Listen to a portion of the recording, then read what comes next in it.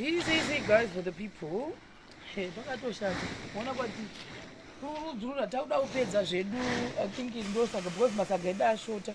Sandatoti masaga edu ashota. Zvoda kuti ndiinde kupi kwanyika izvozvi. Dzakumbita kuma44. List ramuri kuona rese. Vanhu vane maorder. Pane vanhu vobva ndachitomisa. Vanga vachitoda kurese kuti tibhadhare parekati timbomirai.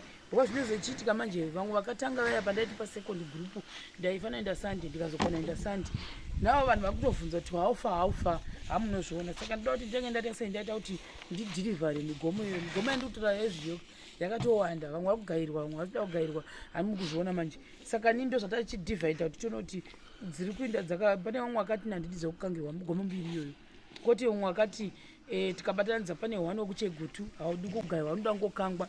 Then imwe 2 ndeHarare zvakare haidi kugaiwa mumwe yacho inoda ngokangwa kuitira kuti mufunga because nini anenge aorder kuti 3 mabuckets ka1 saka anenge ada kuti maybe 1 racho unofanira kudla then after that ozogaisa ake mamwe because ukagaisa pamwe 3 yese pamwe ndo zvavanozviitira ndizozivi ipapo. Saka zvese izvi ndachidivhaidha kuti mzungu musho mabhaketsi mangani, nzungu dzine makanda mabhaketsi mangani, nyimo dzedu mabhaketsi mangani, zviyo zvedu mabhaketsi mangani. Hamunozviona total yacho chigaya kuti panapa pagadzirwa mugomo 24 i24 yanga ichigadzirwa ichitwa sei. Saka idzi ndo yokupedzisira iri kuitwa kuti gona kuti tabuda nezvingani. Saka izvi zvikureva kuti manhero anoenda kufanira kutoti ndinde nezvimwe zvinhu zvinovata zviri kwadunguko ndokwazvinovata zviri nhasi. Zvavata zviriko kumangwana kuseni totomuka because panapa ndakambozvitaura ndofunga kuti manhanga chivakati handitengesi but kune that ndofunga pane munhu wandaiti akatanga kuti sapota patakatanga panapa iye ndianga neorder dzemanhanga nemashamba ndova nemagangamwa pandakamboenda kwari last time. Saka ndoshamba hwana maekera matomboona pa kuda kuti zvinoda kutombobata kutombovherevetedza kuti ndine namujeko kumatoro kundatopfeka majombo ndina namujeko kumatoro ndikaenda namujeko kumatoro nebhara ndomunotsvagurudza kutotsvagurudza hakutorina kutotsvagurudza kuti manhanga ava pamwe nhasi ndivati ndandozvisiya kudhuze nekuekera gozi ndikamangwana chimota chitoko ndodambudzo dai nani nerori ndasina dambudzo. Saka ndichaona kuti mangwana acho ndichasenga sei zvinhu kuti zvimwe zviinde kupi kwanyika kwatinonozvisiya kuti zvikwidzwe kumabhazi hamunozviona manje. Saka masaga edu ashota izvo zvadu tiri kuzama kuti I think zvinhu zvihopo ndonga about mugomo inosvika kuma16 or 17 yatopera kuitwa kare. Saka yese inoenda nemota haigoni kuti inde yese ka1 chimota ndo chitoko ndoenda ndonosiya mangwana makuseni ndozonopesa dzimwe dzacho ndichi asi mangwana ndotomuka makuseni ndofunga nhasi ndichatongovata ndakameka shoti ndarongedza zvinhu zvangu zvose.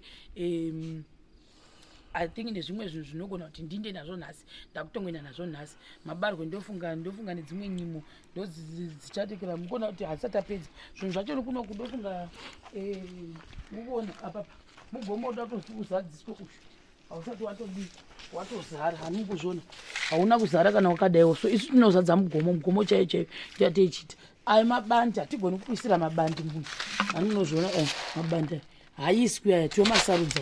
Saka dzinofanira kusadzwa kuti dzibude zvakanaka dzibude sezvizvizvi handimazviona. Saka mugomo hausati wazara idzi inyimo dzinoda kuti mugomo uzadziswe. Saka ndopamune mato inini manje ndine ndichitawo zvakawanda ndiri 1. Saka ndikupedza kuti baba vari kuitawo zvavari kuita kwandoko. Saka kwamboda kuti ase kuti saka ndosaka muona tendei yebhurita da kuvhara. Saka apa ndopa pane iyo imwe gurupu remabagorori rapapa rakangoiswa ipapa ndinotoriwa rakamira zvarakamira touya apa izi shamba rinoda kuti tonosara ichi manhanga matikitiki hatizozvitungwa makanda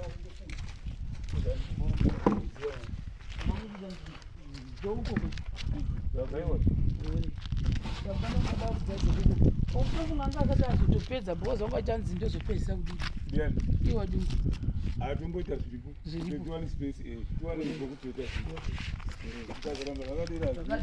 because now izvizvi ndongana kubani tatovasiya inini totombovasiya tada kuti tinde nawo kwadungu saka zvichabudi kuitira kuti zvinhu zvifambe. Inini mubaba wangu ati inoenda mangwana here Tuesday. The reason why ndaakufana kuti ndiite pressure yekuti ndinde mangwana Tuesday is because ndine project yangu dzebuilding dzangu dzekubasa kwangu handajaira kuyoke yandaifana kuti nditange ndisvike Sunday yatabva iyi ndikazoextenda all because uyu mukomana akasiri kunzwa mushe. Saka takazoextenda ndikandozoya Tuesday ndikaextendazve futi hazvichaiti. Client yangu inogona yotofunga kuti kuda chiro nawo si serious saka ndotosangana nasekuru Ben Mangwana kuHarare nerimwe timu muchariona zvakare ratei tinaro because it's a big project. Saka ndinofanira kuti ndinge ndasvika muHarare by tomorrow. Ndosaka mwana ndikumanya list rangu rakakura. Ukaonawo ndazokona kusenga zvinhu zviri apa it means kuti ndofunga ndakundikana mota ndodoko mukuiona iyo.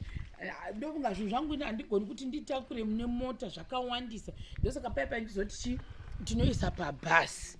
Saka ndirekura kuti kana ndakwanisa kusenga zvinhu ndichatoita 2 matrip kuti ndotanga netrip yekutanga ndonosiya ndozodzokazve zvinenge zvazosaririra guys.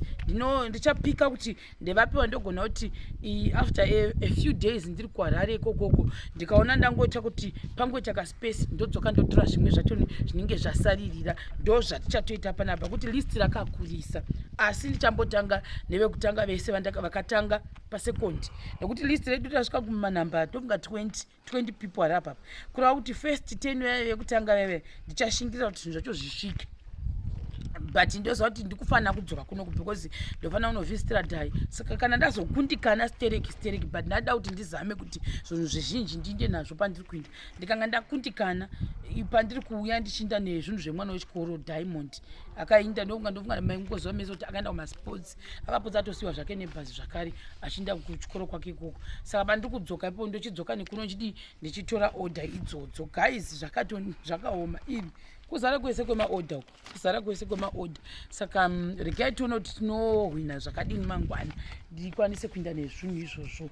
Chandoziva ndiri kuti izvi zvinhu ndakamboenda nemwe Gomo 3 iriko kwadungu kuno yenyimo chete. Nzungu ndofunga izvi ndichangopakira zvakare mumota imomo dzemakana nechi dzimwe dzikuenda kuGweru I think kuzviyo kune bucket 1 rekuGweru ne2 mugomo yenzungu rekuenda futi kuGweru nemumwe zvakare wanga achida futi wekwangu masoro kuya kwatikambovaka ndine nyimo dzake nenzungu zvakare. So I'm trying by all means kuti ndizame kuti vanhu vese munhu awane zvinhu zvake. Ndofunga last time patikaenda kuHarare vamwe zvimwe zvakazosara about masaga 4 ari kumba. One akatozouya akatora last week iyoyi, the other one akatondibata zuro angane zvake zvakakwana achiti ndoda kutora. Saka ameno kana asitotora ndichamuzama kuti ndigona kuti atora here. Then kozita 2 vanga vakashotera nyimo ndovatotanga nesese kuti nyimo dzavo dzikwane tobva tandongovapa vanhu vari kutobva vapedza avo vapedzawo. Ndofunga mugomo yangu yana ndakamirira kuitasa apa mahwina mingani matopima waita mingani wakasirwa na baba 5. Saka waita 4 ngangogara toenda pamota 4 ndeopi. Saka ukotoda mugomo 2 uyu watonaka uyu ndomwe wekera it's 4 ka then 2 chete yemakande.